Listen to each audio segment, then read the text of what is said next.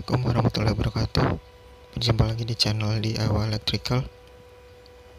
Di sini saya sedang mengerjakan power supply.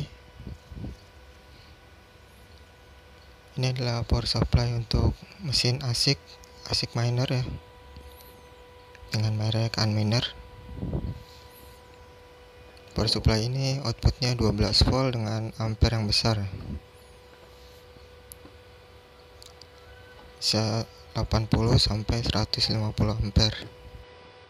Di sini saya akan jelaskan beberapa bagian yang sering rusak ya pada power supply seperti ini. Untuk kerusakannya juga berbeda-beda ya. Ada yang langsung mati total, ada yang tidak keluar tegangan, kipasnya hidup.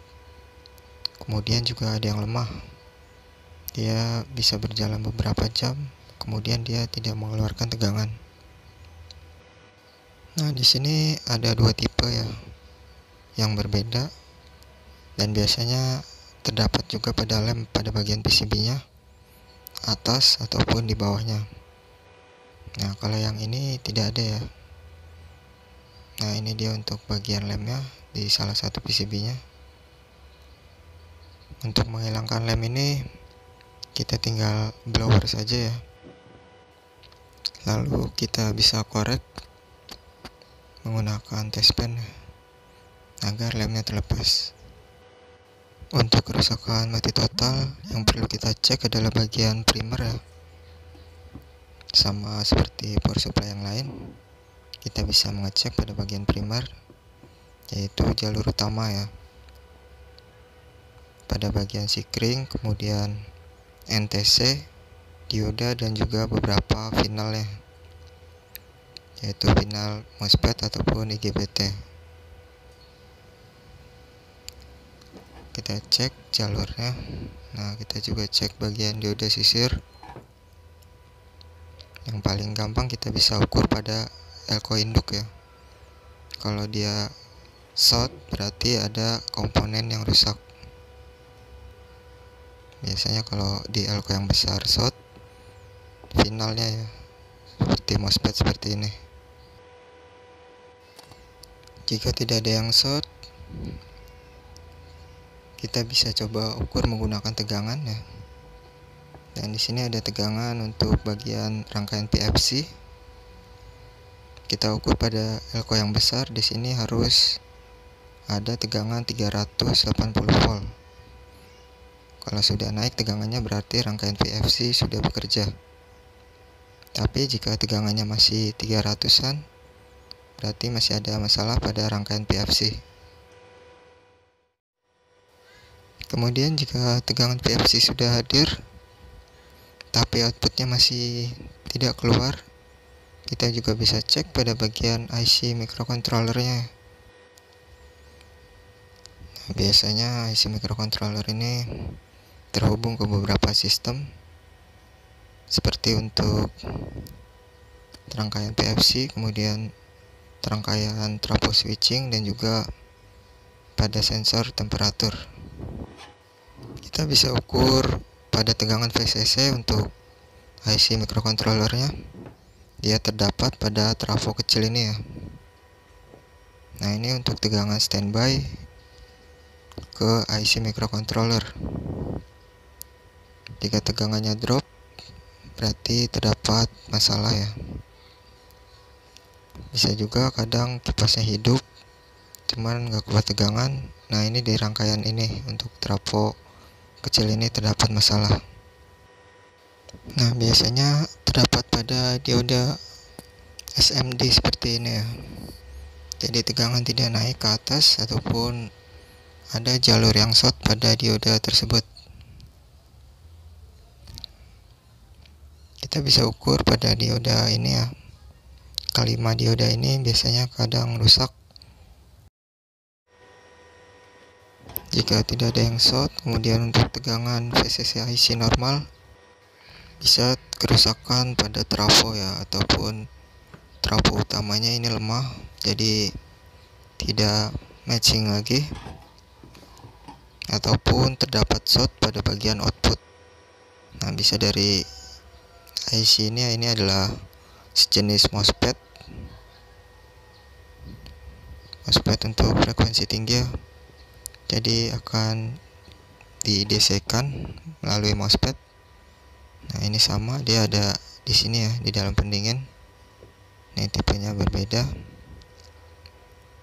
Dia tidak menggunakan dioda ultrafast karena mungkin bentuknya akan makan tempat ya. Jadi dia menggunakan jenis MOSFET. Nah, di sini untuk unit ini tadi sudah saya cek, terdapat pada kerusakan kipas, kemudian bagian NTC. Nah, NTC-nya sudah pecah. Kemudian di sini teman-teman juga bisa lihat ya, ini di heatsink dia seperti ada komponen. Ini adalah sensor suhu. Ini kalau overheat nanti akan mati ya, akan off secara otomatis. Pada beberapa kasus untuk kerusakan kipas bisa juga menyebabkan gangguan ya pada tegangan standby. Jadi kalau kipasnya short, dia untuk tegangan standby juga lemah ataupun drop. Nah, ini untuk NTC nya ya sudah pada pecah. Teman-teman bisa ganti kalau emang sudah terlihat seperti ini pecah, berarti sudah rusak. Biasanya kerusakan yang mudah itu seperti ini ya, langsung bisa terlihat ya, ataupun nampak komponennya rusak. Nggak semuanya bisa terlihat, terkadang juga kerusakan bisa dari komponen yang kecil-kecil seperti ini. Biasanya ada pada bagian untuk air start, dia ada pada bagian rangkaian PFC untuk menaikkan tegangan ya. Jadi tegangan ini tidak bisa naik. Kalau dia belum naik, trafo tidak akan mengeluarkan tegangan. Nih, RR seperti ini terkadang mudah rusak ataupun putus ya. Ini R ukuran ohm besar ya, biasanya 1 mega ke atas, dia dirangkai seri. Nah, biasanya sebelum saya ganti, di sini saya cukup berikan timah terlebih dahulu, atau kita rewet ulang ya. Nah, biasanya kerusakan juga terdapat pada bagian output. Lumayan sering ya pada bagian MOSFET ini short ataupun gosong, sehingga kabelnya pun terkadang ikut terbakar. Kemudian untuk komponen CSMD juga terkadang bisa short, meskipun tidak terlalu besar ya.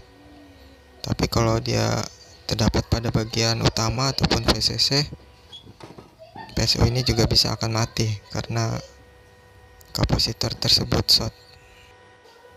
Kemudian tegangan PFC tidak naik, bisa kerusakan pada bagian elko induk kayak elko yang besar. Ini elko nya lemah, bisa juga. Biasanya kalau sudah lemah dia akan belendung. Nanti saya akan tunjukkan contohnya ya. Jadi untuk kerusakan PSU ini hampir sama. Cara reparasinya seperti power supply yang lain ya. Yang membedakan hanya sistem proteknya saja.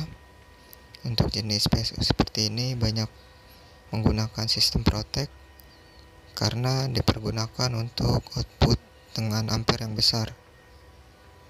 Nah, untuk di sini kesibukan saya sementara memperbaiki PSU ya, dan juga beberapa hashboard untuk mesin ASIC, yaitu ASIC miner ya.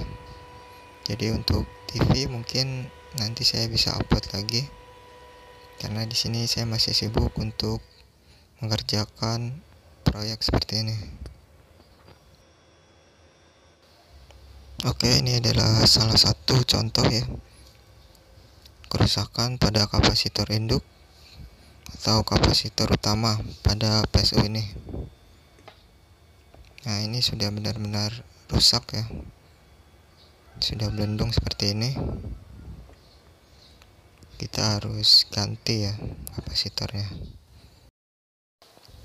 Oke, saya rasa cukup sekian video dari saya. Semoga bisa bermanfaat. Wassalamualaikum warahmatullahi wabarakatuh.